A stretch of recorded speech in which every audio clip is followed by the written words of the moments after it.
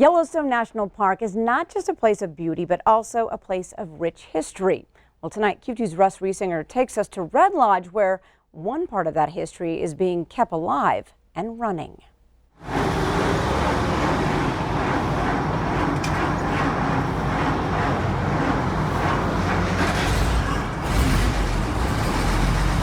Here she goes. I had to make John nervous. Don and John Mueller are brothers who share a love of the history of the nation's oldest national park and the old buses that used to tour it in the years before World War II. Hi, Joe.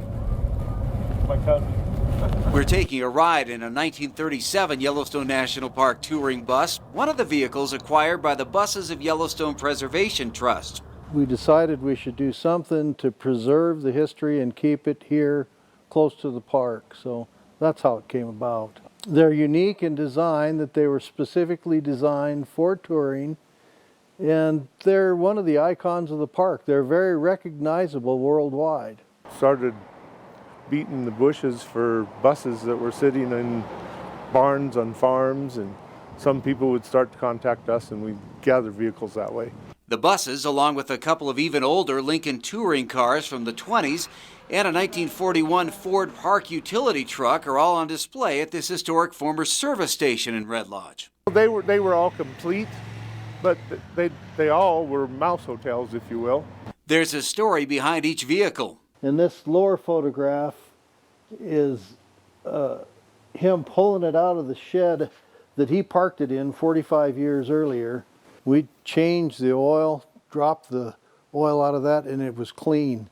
Like they just changed it before they put it away. Not only can you look, you can also take a ride in one of the buses. We'll take bus 401 up the highway today, up the Beartooth Highway.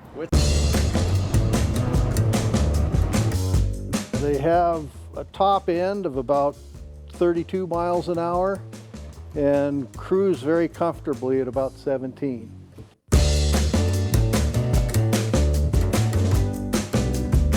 We don't measure the mileage necessarily, but smiles per mile. We get lots of smiles per mile, but they actually get about 10 miles to the gallon.